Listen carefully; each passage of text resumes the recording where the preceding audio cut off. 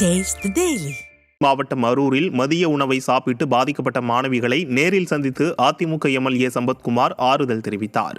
அரூர் அரசு மேல்நிலைப் பள்ளியில் மதிய சத்துணவை முதலில் சாப்பிட்ட 8 மாணவிகளுக்கு வாந்தி மயக்கம் ஏற்பட்டது.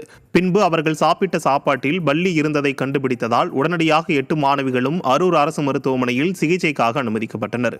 தகவல் அறிந்த அதிமுக எம்எல்ஏ சம்பத்குமார் நேரில் சென்று மாணவிகளிடம் நலம் விசாரித்தார். மேலும் ஒரு மாணவிக்கு அதிக மூச்சு திணறல் ஏற்பட்டுள்ளதால் தீவிர சிகிச்சை அளிக்கவும் மருத்துவர்களிடம் அறிவுறுத்தினார்.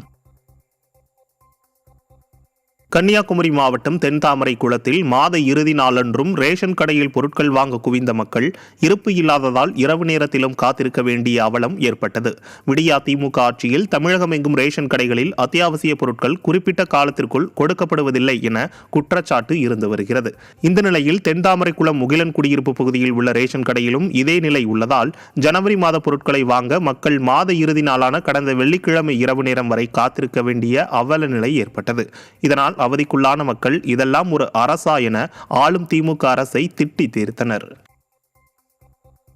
பொள்ளாச்சி நகர்மன்ற கூட்டத்தில் திமுக கவுன்சிலரின் கேள்வியால் அமளி ஏற்பட்ட நிலையில் நகராட்சி ஆணையர் அதிருப்தியடைந்து கூட்டத்திலிருந்து பாதியில் வெளியேறியது பரபரப்பை ஏற்படுத்தியது. பொள்ளாச்சி நகர்மன்ற கூட்டத்தில் 22வது வார்டு திமுக கவுன்சிலர் மாணிக்கராஜ் குப்பைகள் சேகரிப்பு குறித்து கேள்வி எழுப்பினார்.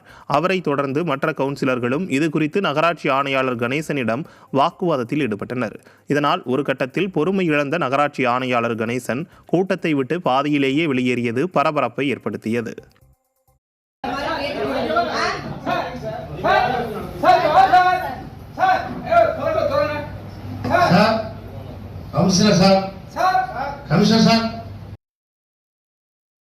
தஞ்சாவூரில் அரசு கல்லூரி மாணவிக்கு கல்லூரியிலேயே குழந்தை பிறந்த சம்பவம் அதிர்ச்சியை ஏற்படுத்தியுள்ளது.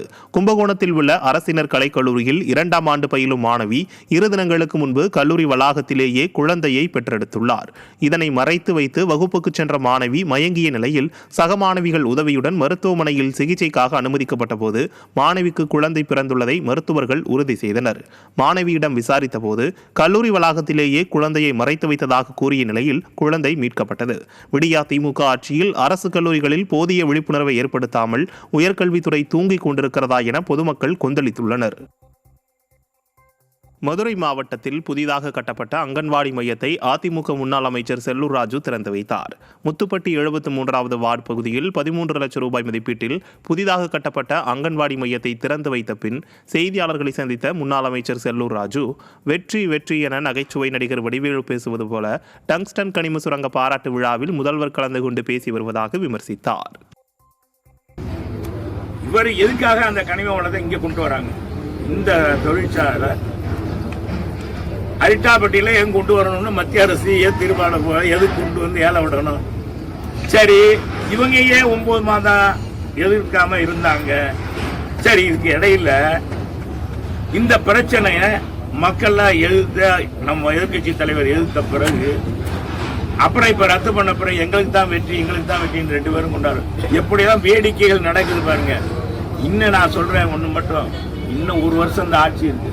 இந்த 1 வருஷத்துல மக்கள் எல்லாம் கொழுத்து நீங்க இறங்கப்பா அப்படின்னு சொல்ற அளவுக்கு இதுல வேற 200 சீட்டு 200 அப்படியே இந்த கிளிப்பிள்ளைக்கு சொல்லி கொடுத்த மாதிரி கிளிப்பிள்ளைக்கு சொல்லி கொடுத்தா முதலமைச்சர் 200 சீட் 234 சீட் அப்படின்னு சொல்றாரு.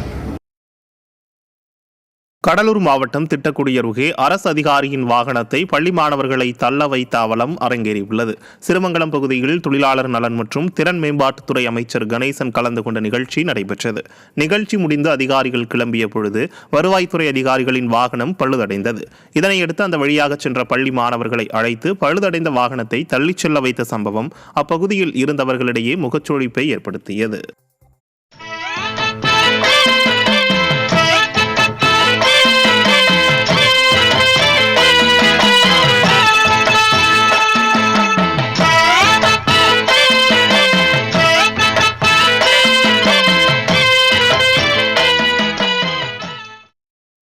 தென்காசி மாவட்டம் கடையநல்லூர் அருகே பல்நோக்கு கட்டடம் பொதுமக்களின் பயன்பாட்டிற்கு கொண்டுவரப்பட்டது. ஊர்மேனி அழகியானில் அதிமுக சட்டமன்ற உறுப்பினர் மேம்பாட்டு நிதியில் பல்நோக்கு கட்டடம் கட்டப்பட்டது. அதனை கடையநல்லூர் அதிமுக சட்டமன்ற உறுப்பினர் கிருஷ்ணமுரளி திறந்து வைத்தார். அவருக்கு அப்பகுதி பொதுமக்கள் தங்கள் நெஞ்சார்ந்த நன்றியை தெரிவித்துக் கொண்டனர். இந்த நிகழ்ச்சியில் கழக நிர்வாகிகள் பலர் பங்கேற்றனர்.